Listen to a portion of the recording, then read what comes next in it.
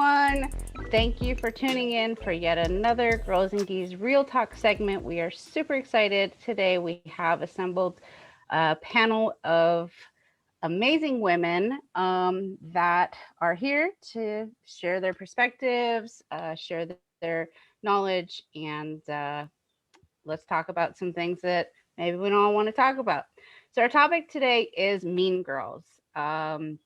It's a topic that typically we don't talk about in jiu-jitsu. It's a topic that maybe, thankfully, we don't see a lot. I think a lot of jiu-jitsu women are unique in that we understand that we need to work together to uplift each other, but not to say that it doesn't happen from time to time. So first off, my name is Shama KoLearn. I didn't introduce myself. And we have Gillian Davis with us today. We have Tessa Neely today. And we have Maggie Torres. So let's go ahead and dive into this. So what does it mean to be a mean girl? Like, what is, in your definition, what does that mean? Don't all talk at once. I think it's sort of like a competitiveness that goes over the line, where it's not a competitiveness for the sake of let's both improve, but competitiveness for that, like, I kind of want to be above you and superior to you in a way that makes you feel like maybe you shouldn't be here. Mm-hmm. Yeah, I agree with that. I think it's also the type of women that exclude other women in jiu-jitsu, or who intentionally develop cliques and don't involve everybody, don't kind of, that's probably where I see it the most anyway. Yeah, I thought Gillian put it really good. Sometimes I think people lose the idea that we're on a journey that could last a part or an entire lifetime. So what happens in 45 minutes really doesn't equate to the big picture. You know what I mean? Yeah. So just keeping perspective when you're in the gym and realizing that, nobody's walking out with gold medals, and how you treat other people matters, whether it's on or off the mats. Mm-hmm. Because people remember that. And if you're not nice to those people, nobody's going to want to train with you. Yep. Yeah. Definitely. No, that's true. And nobody gets better alone anyway, right? Exactly. Especially our female training partners are like really critical to that development. For a long time, when I started training in the beginning of my career, which was like end of 2011, there still weren't a lot of women in the sport. And I remember going to local Nagas, and it was like, well, there were 3 weight classes. Either you were itty bitty, or you were in this like wide 30-pound weight class in the middle, or you were 160 and up, sort of extended to wherever you landed. And I feel like initially, at least during those times when we all realized that we were going to get thrown together and things were like competitive for the sake of advancement, but not competitive for the sake of like this fake medal that I paid $100 for is going to have some sort of like resounding consequence on my life, right? Like the camaraderie was a little more easygoing. I think I've sort of felt like as I've kind of come up through the ranks, and certainly like as I got towards out of blue, and I feel like in some ways it got more competitive, and I hadn't expected that to happen so much. Mm-hmm. I thought at the upper levels, like the people who were still left would be the people that had like kind of slogged through and gotten there. But I think I encountered more than I expected of people who were still like ultra competitive in ways that they didn't need to be, like at open mats or, in places. And I was just like, I have a job. I don't want to die today, So I think I encountered more of that than I was expecting as I ranked up. I thought that things would sort of chill out. I thought the white and blues would be the bumpier spots, but I felt like the higher I ranked up, the more other women felt like I should prove myself to them. Which was awkward, I think. Like the target got bigger on your back kind of deal. Like everybody was like, well, she's the only brown belt in the room, so I want to roll with her, and it's like, and like, I think people too go, I can't tap a black belt, but I might have a good shot at that brown belt. You know, brown is terrible. It is the right color for the rank. Brown is like totally representative of everything that goes on at brown belt, right? All the self-doubt you have, all of the like needing to constantly prove yourself, like brown belt is that belt. I was told at brown belt you have no more easy rolls, and I just got my brown belt. I 100% believe that. But I agree completely with what you're saying. I'm a heavyweight, so I already don't get a ton of matches. So when I have opponents, I'm going to see them multiple times. I make sure I'm super respectful because I respect you for taking a match with me, for wanting to go against me. Like, I think competition's good, but I think there's a point where the competition becomes problematic. Because obviously we're signing up for tournaments. We like competition, right? To some degree anyway, unless you're, just forcing yourself to do it because you think you should.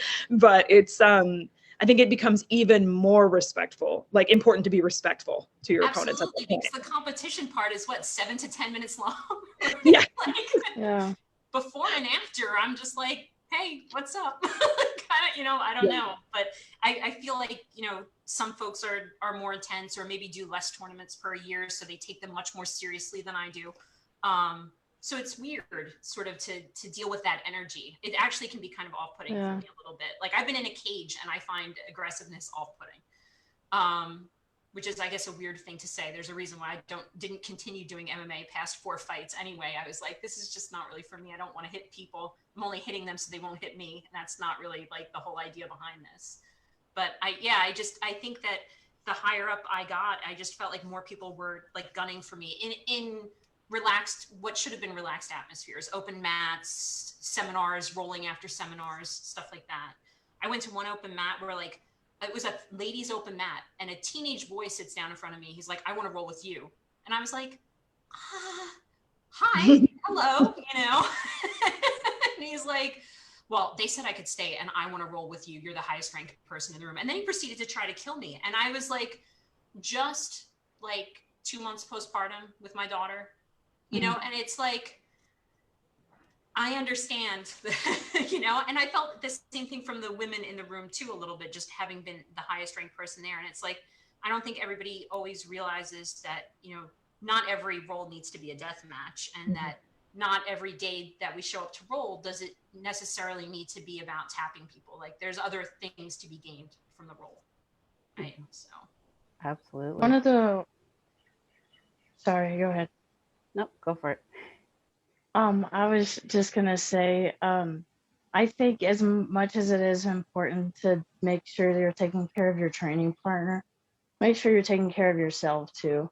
Like, if you roll co-ed the entire week or like on a regular basis, week after week, and you particularly go to a gym to roll with the women there, and a guy comes up to you and they're like, hey, it'd be cool if I'd roll with you. It'd be like, I really just came here today to roll with the ladies.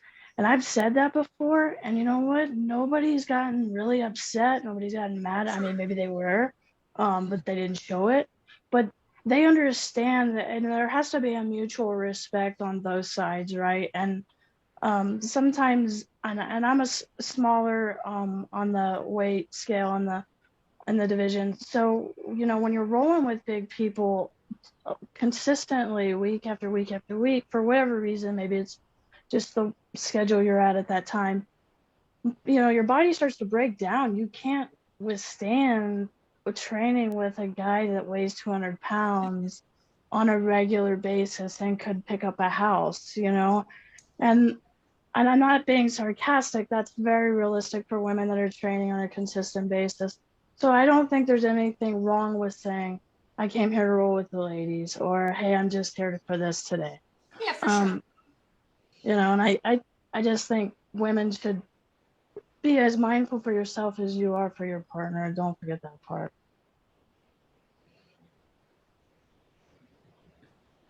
You're on mute, Shama. I think it's a good trend.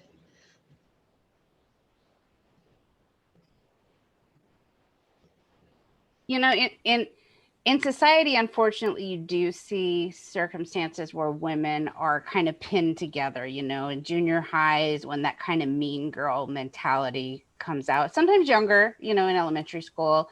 What are some factors that just in our society and our culture as a whole, or even within that transitions over to the jiu-jitsu community, where you kind of see that same mentality of women kind of like having that competitive side, having that understanding of, you know, we have to rip each other down in order to rise up. What are some factors that kind of foster that behavior? What contribute to that mentality? So there's something that I kind of call token syndrome. And I think this happens quite a bit when you're, and it's not just jiu-jitsu, when you're used to being one of the only girls in the room. I think that becomes very challenging for people who've established themselves. I'm the highest ranked woman here. I'm the main person here. And then all of a sudden it's a new energy and you're sharing the mat with other women. I think some people thrive there, but I think that there are a lot of women who it makes very insecure because you've had this place, you've had, you kind of had this hierarchy, and now that's shifted a little bit. And I think there's a little bit of uncertainty. And I think a lot of that is rooted in insecurity. I don't even necessarily think that the intention is always to be mean. I mean, I've had women tell me all the time, I just don't like training with women. And that blows my mind. I'm like, I don't even know how that can be. I prefer training with women. I have a rugby background. So the girls are close, like you're as close as you can be. And I always ask women when they say that, that's so interesting. Why do you not like training with women? They're like, oh, I just find that I get better rolls with men. And I'm not sure that I believe that. I think there's a lot of feeling out process. The first time you roll with women, should I roll a little bit harder with her? Is she going to think that I'm being too aggressive? And I'm bigger. So that's something that I'm definitely aware of. I don't want anyone to ever leave the roll and go, oh, she was too hard with me. But on the other side, I don't ever want anyone to say, she must have not thought I was good. She was rolling too light with me. So I think there's kind of a feeling out process there that maybe men don't always necessarily have.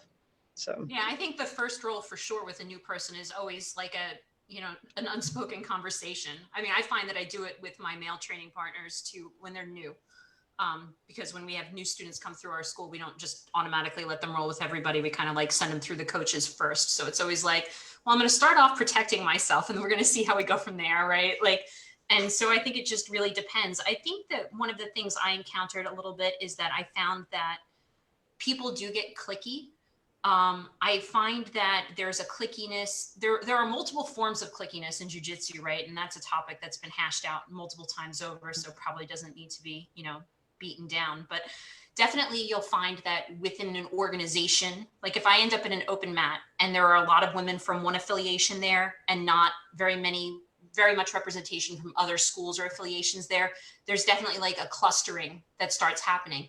And I think a lot of times it's not even intentional. I think they just know each other, right? So they sort of tend to gravitate to one another. I do think that that's one of those times where there's like a responsibility to the upper belts to like make sure the room is getting cycled and make sure that people are getting peeled off the wall and stuff. But I don't think everybody's always super aware, and then that doesn't happen. I've been to open mats where I've seen a white belt sit on the wall the whole time, and I'm like, every few rounds I'll like go and grab them and be like, come on, let's go, But I think that there's that cliquishness that has to do with just being under the same, maybe under the same black belt together. Yeah, I mean, I think it's important, especially, if you're an upper belt, or even if you're just a leader for your school, it doesn't matter what rank you are, you have to be mindful. If you're hosting an open mat and you take a glance around the room, A, if people aren't rolling, it's not an open mat. And B, they tend to turn into big discussion groups if you're not careful. You gotta kind of like crack the whip. Yeah. Like there has to be action. You can't call yourself a leader if you don't actionably do something. So just like staying organized, making sure people are actively training, like, hey, do you need a partner? Like, why are you sitting here? Are you okay? Did you get hurt? Do you need water, ice? Like, what's going on? And then sometimes they're like, oh, I just needed a break. Okay, cool. Like, I need a break too. Let's talk for 5 minutes. Sorry. Just being engaged. Like, you always have to have a foot or toe in the water and always know what's going on, That leadership you mentioned, I think that's super essential in kind of getting rid of that mean girl mentality. When I first started, I had women that were higher belts who the first thing they did was tell me, whenever you see another girl, or really whenever you see another person, go over, introduce yourself, shake their hand, make sure that they're comfortable here. So I think that with the higher belts, like especially women, that is your job. You may not think it is, but you've inherited that job. Now you are the highest rank there. You need to let people know this is how we do it. We greet new people. We make people feel welcome here. Yes, you can have some tough roles with them for sure. Maybe feel them out first. But I think having a higher ranked person there to kind of like mimic, to model that behavior is super helpful. And I think that's why there's some very successful women's teams. Look at Leticia Ribeiro. Even I think of Veronica Messina here in Texas, the Revolution girls, some of the toughest girls, but also some of the friendliest girls that you meet. So that kind of higher belt is just important to have to model that. I think oh, sorry, go ahead. No, by all means, go ahead. I was just going to say that I think setting the ground rules too, when you have women coming in from organizations, like separate organizations, is really important. I always give like sort of the same standard speech. I used to, back pre-pandemic, before the apocalypse happened, I would host a women's open mat once a month, every month and ladies would come in from the tri-state area. And I always gave the same speech, like, anyone can ask anyone to roll. I don't abide by the whole like upper belts need to whatever. If you're here to roll. It's fine to decline a roll. You have the right to do that too, but anyone can ask anyone to roll. And when you roll according to the lower belt's rule set, unless the lower belt requests to roll at the higher belt's rule set. And if I take an armbar at 20% and you defend it at 100%, you're not being fair to the roll, right?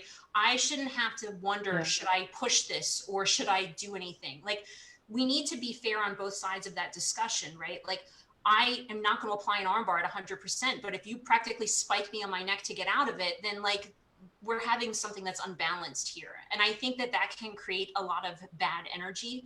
And if those moments are left sort of unaddressed, then you're going to end up with sort of bad feelings towards one person. And over time, multiple people will feel that way about that person. And then over time, that person gets excluded. And it becomes almost a bullying situation of the person who started it in the first place, right? It's like kind of weird that it ends up that way, but it can if you're not careful.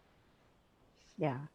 And that kind of moves me into the second thought of assumptions. We all come from different walks of life.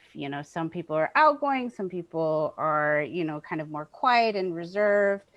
Some people have had a lot of past trauma. Some people, come from different cultures and religions and value systems.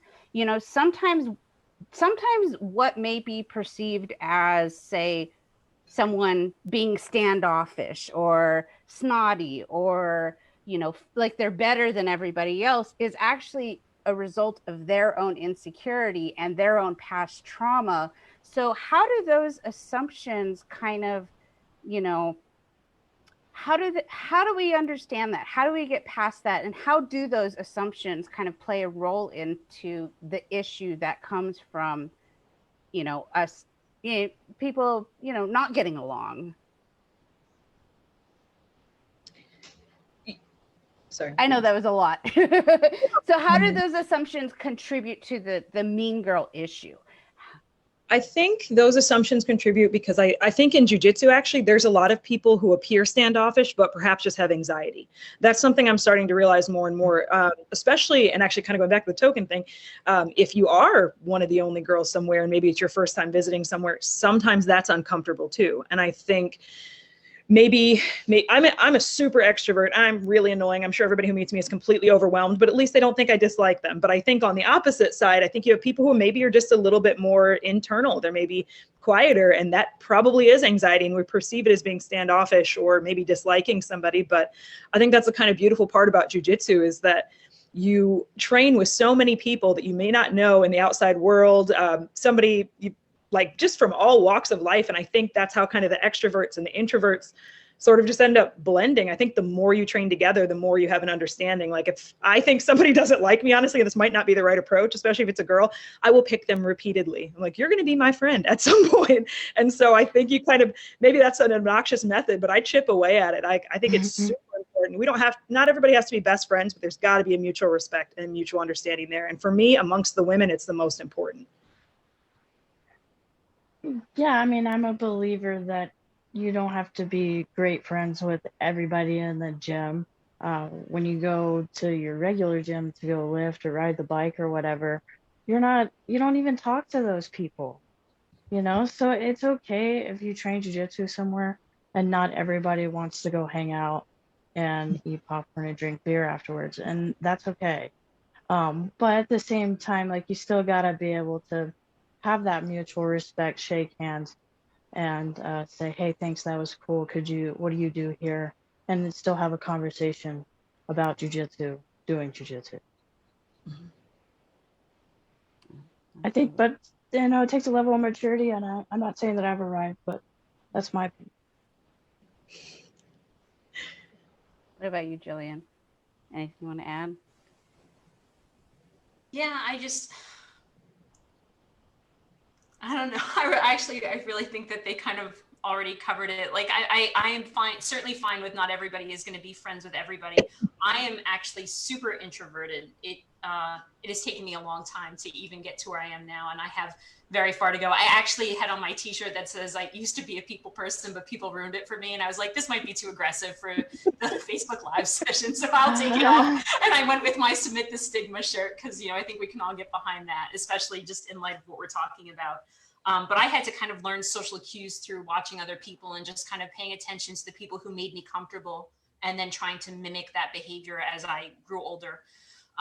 My husband laughs because now I have to run the front of the house at our school. It's like, this is like the worst job for someone like me because every time I talk to somebody, my armpits are sweating and I'm like just kind of doing the best that I can. But I think that the mats in general just help us be comfortable being uncomfortable with all of the jujitsu type stuff that's going on. And I think that helps us sort of grow and find ourselves on an emotional level. So I think that with the newer folks, I'm sort of like expecting there to be that sort of awkwardness, but I feel like by the time you've reached like middle rank, like, yeah, for sure. I'm not saying that you're not awkward. I'm still very awkward. Like that, none of that has gone away. I'm a self-aware awkward person, right? Which helps me, I think, interact better and be more aware of how I can rub people the wrong way, because I certainly can.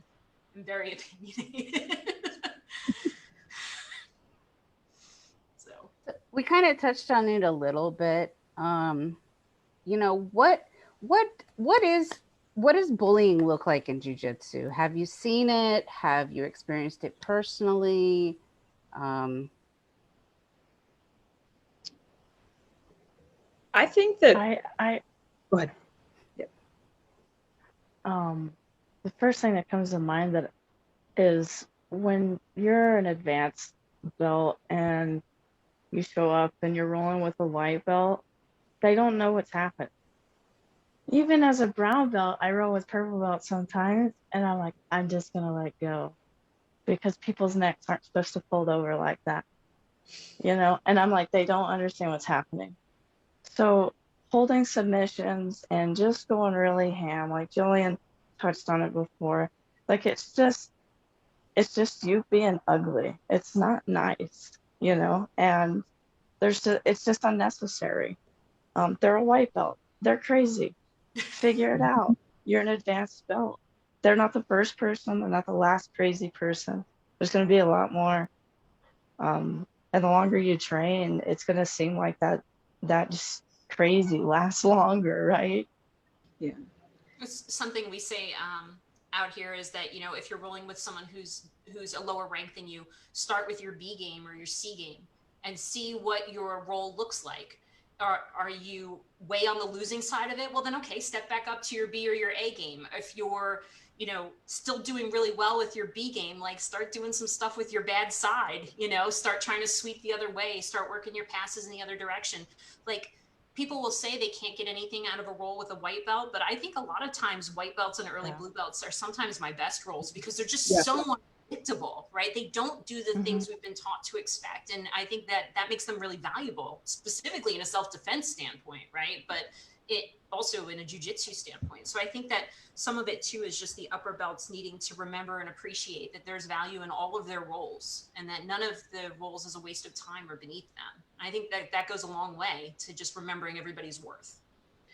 I think that's important to know that there's there's differences obviously in like hierarchy and upper ranks rolling with lower ranks, but I think honestly you see it in the lower ranks too. You see it between people with the same belts. I'm not gonna say where, but I mean, I remember the first time I arrived to just train at a gym to show up, and I was a blue belt, and I walked in and the person there asked me, what belt are you? And I said blue, and they were oddly standoffish. And I remember walking over to the changing room to get dressed, and I hear a girl lean over to another girl and go, make sure you mess her up.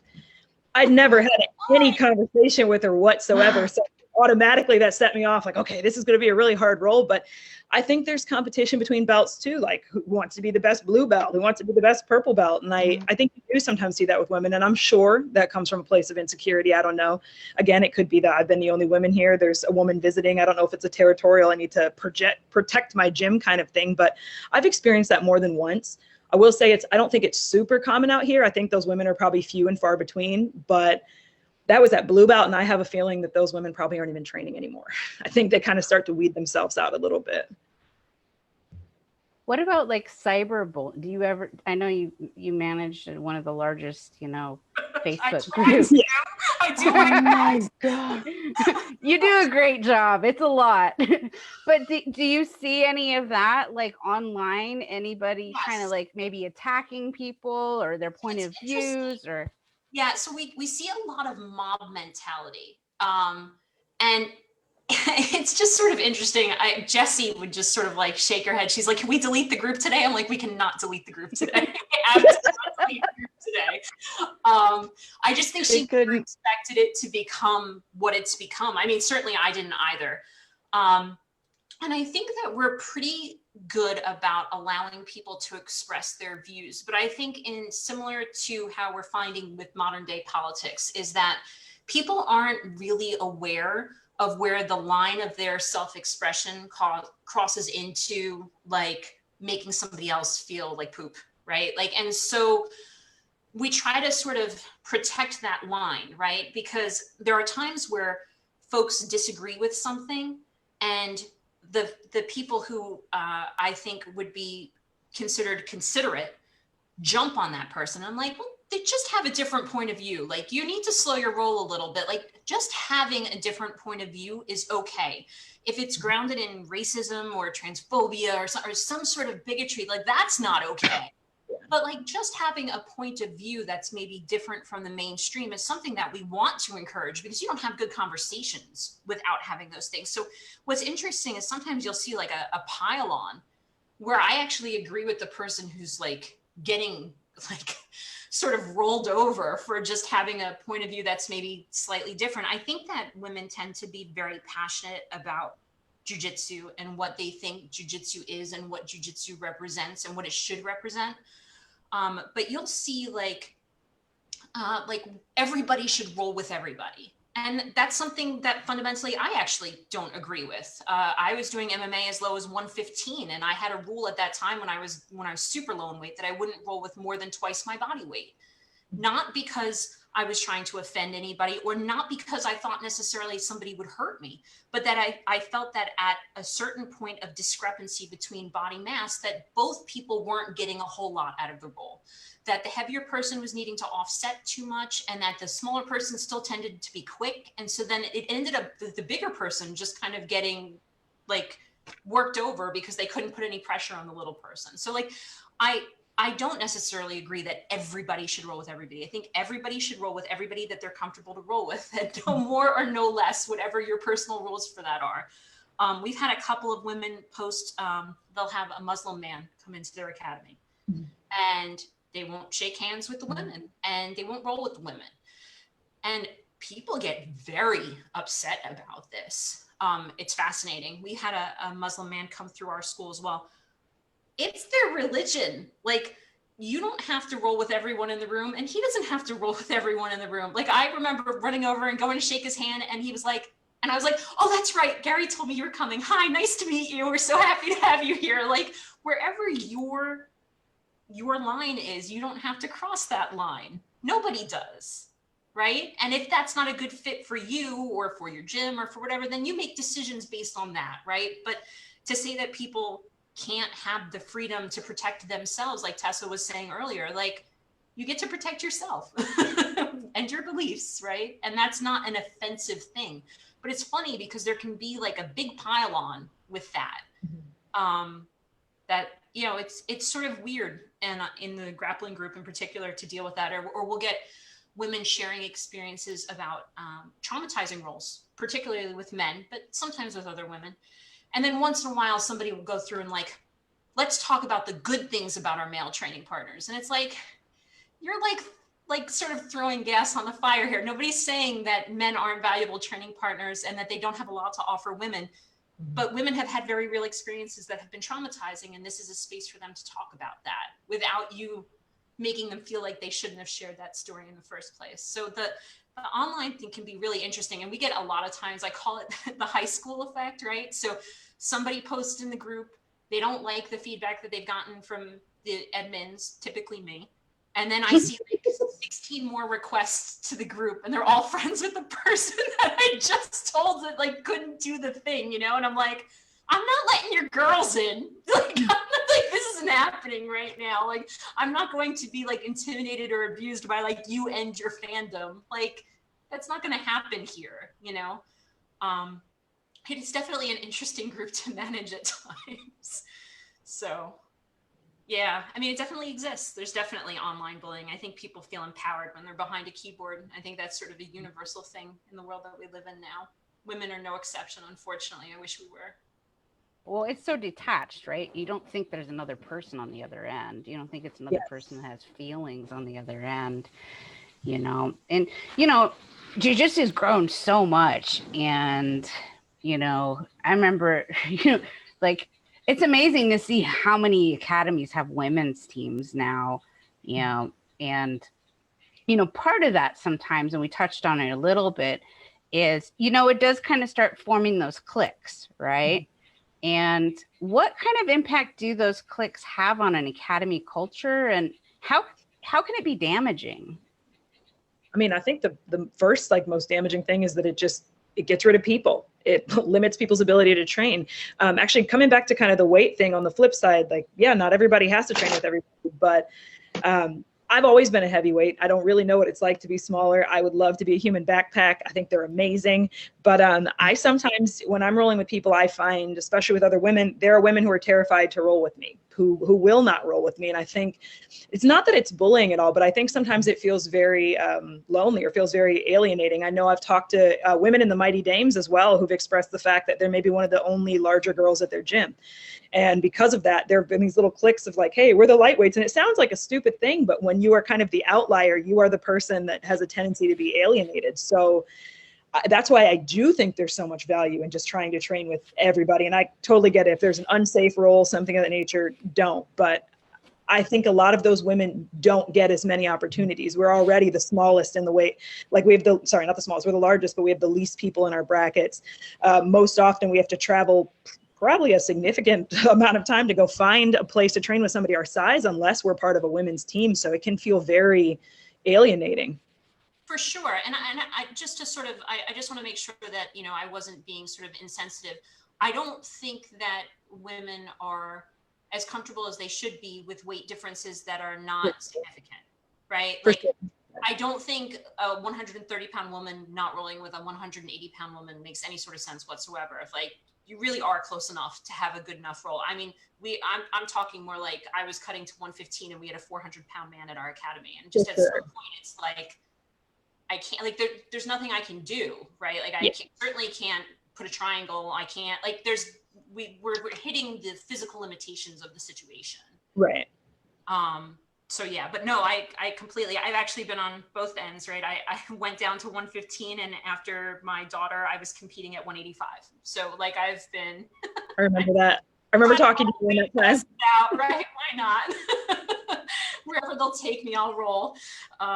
But yeah, so, you know, I think it just really depends, but I completely agree. I do think that women get excluded based on size, and I'll look at them and I'm like, she's not even that big. Like, realistically, you know, like, you're 125 and she's 145. Like, I've seen women deny matches at like a local Naga.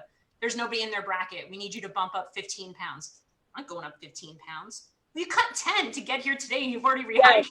So it's not even like you're it's not like the discrepancy's that large.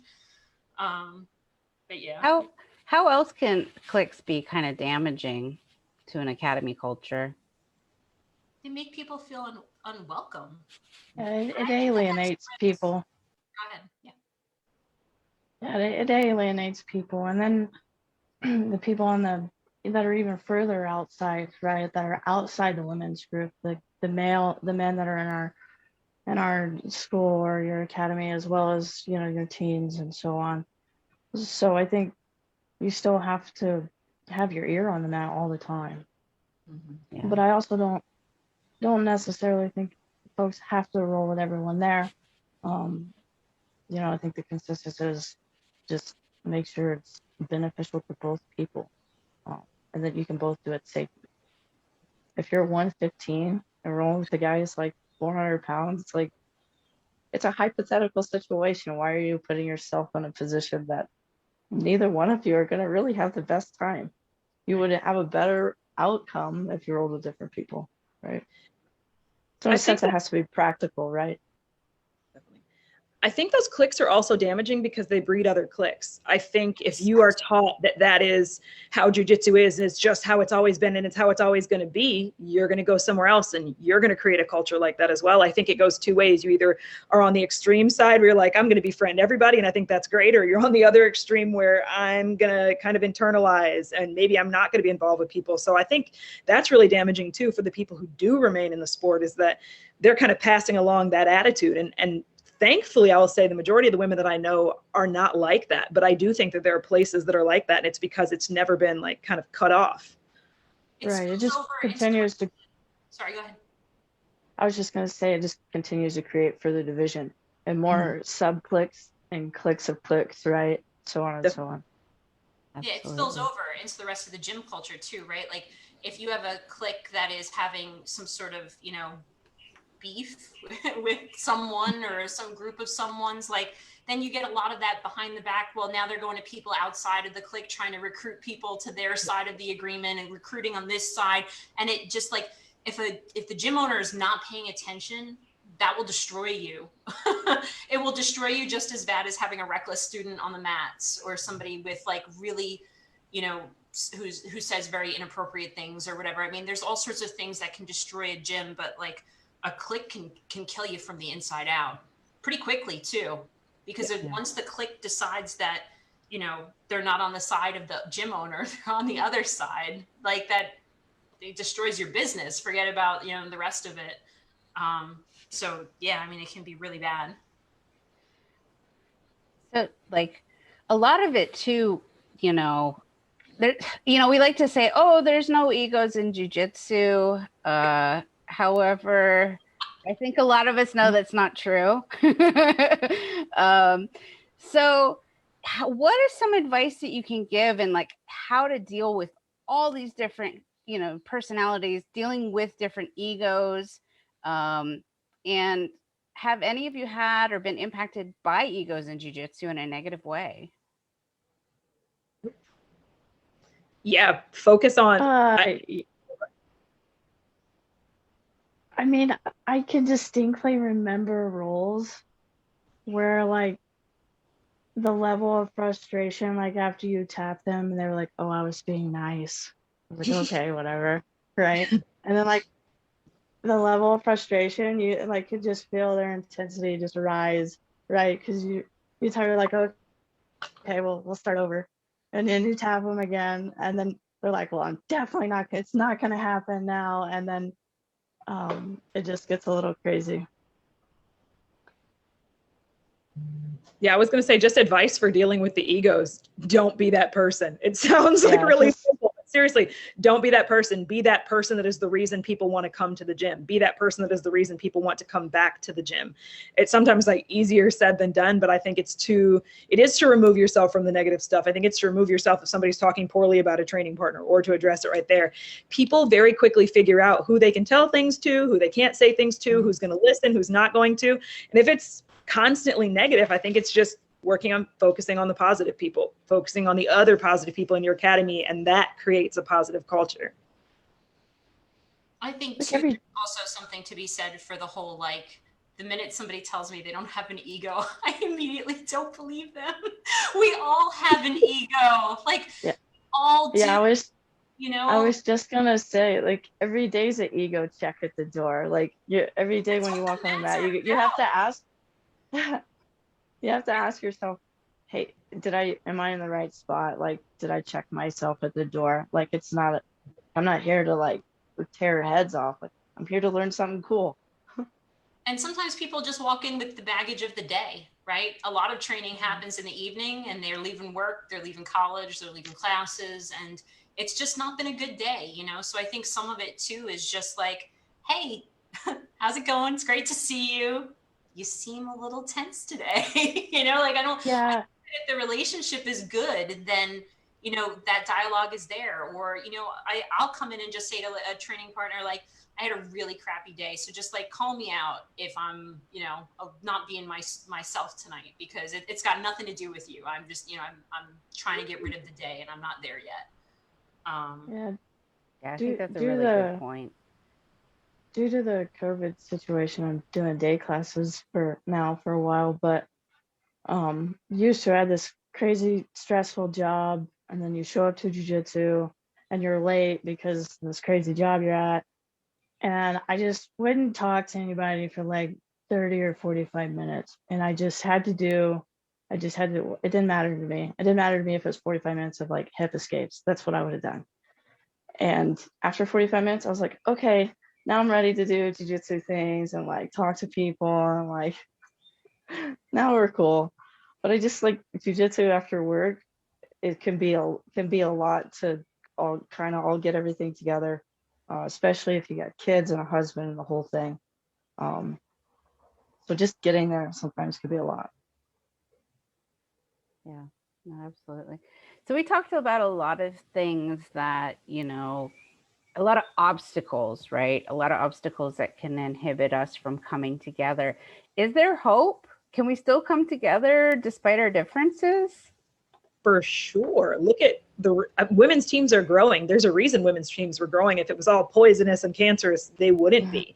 We've got way more women in the sport. I'm seeing way more open mats. I'm seeing tons of support. I can't tell you how often I will go on Instagram or Facebook or whatever it is and see some woman who's on another team sharing a photo of somebody with their hand raised who just won something. So I think women are starting to realize we need each other to grow. We need each other to get better. So I definitely don't think this is like a, oh, we're doomed situation. I think if anything, we are getting better. And I think that is making the people who are bullies or problematic, I think that's making less of them, because I think you stand out now for being a jerk. I think people are more likely to call you out on it. It is normal now that we're cross training, we're working with other women, we're talking to other women, we're networking with other women. It was probably a lot more uncommon in the past, but it's not the case anymore. Yeah, I mean, I don't think I've valued women as trading partners as much as I do now until probably a few years ago. I showed up to Worlds one year. Um, Everything was going great. And then, you know, one hip escape and everything went terribly wrong. And Sharika and I had a conversation afterwards, and I said, you know, if that was a men's division, I would have won. I just don't roll with enough women. And we put together a shared Google sheet with all the other women in our metro area. And then we just put women's open mats on there every weekend for the next year. And so I just made it a point to show up to all these women's open mats, made a ton of new friends, rolled with some amazing ladies, and we all got really great at jiu-jitsu. For sure. Is there hope, Gillian? Is there hope? Tell us there's hope. Facebook or on the mats. I don't know. For sure, I do. I think that there is lots of hope, and lots of posts to ask about training while pregnant and what to do when you have. I feel like here we go again. But no, I do. I think that just the fact that our online community has grown so much in this short amount of time that I've been participating in it, I think something like we've like tripled in size in the last 3 years. And we certainly don't advertise, because I have to tell you, one of the most time consuming things I do every week is to go through the requests to join the group, because we really try to make sure that everybody is in fact identifying as female and training in some form of martial arts. So yeah, no, I think that in general, the conversations have been pretty good. Once in a while, we'll get somebody that kind of comes in and clearly wants to, set fire. And I think that those people will always exist, right? But I think that there's something to be said for, now we have, 11,000 other women in the group that are just not down for that. Mm-hmm. And the ones that, can't find that spot of being decent and respectful to everyone else don't get to stay. Like, I mean, that's just sort of the way the community goes. Like, I think that the cliquishness should be that we're looking for a clique of people that respect each other and are willing to work with each other and are willing to uplift each other. And we are actively trying to exclude people who don't bring that energy, right? And I guess that's reverse bullying to an extent. I'd like to think that it leads us somewhere positive. I'd like to think it arcs us in the right direction, right? But all we can do is do the best to be the best person we each can be, right? And wherever we go, represent the sort of ideals and behaviors we want others to do, and just hope that we leave a positive impression on someone who maybe hasn't had one yet and is like, oh, I'd much rather be like that than be like this way that I had previously been shown is how I should be, right? And we just sort of help guide the next generation in the right direction. I think that's sort of what our obligation is at this point. I couldn't agree with you more. Awesome. Well, thank you so much, ladies. Thank you for being a part of this discussion. Thank you, everyone, for tuning in. There was a lot of awesome information discussed on this Real Talk segment today. If you guys are watching, then you already watched it, but it'll also be on our YouTube and our podcast. And thank you again for everybody. And we look forward to doing this again and having you guys on again sometime. Thank you. Thanks for having us. Thank you.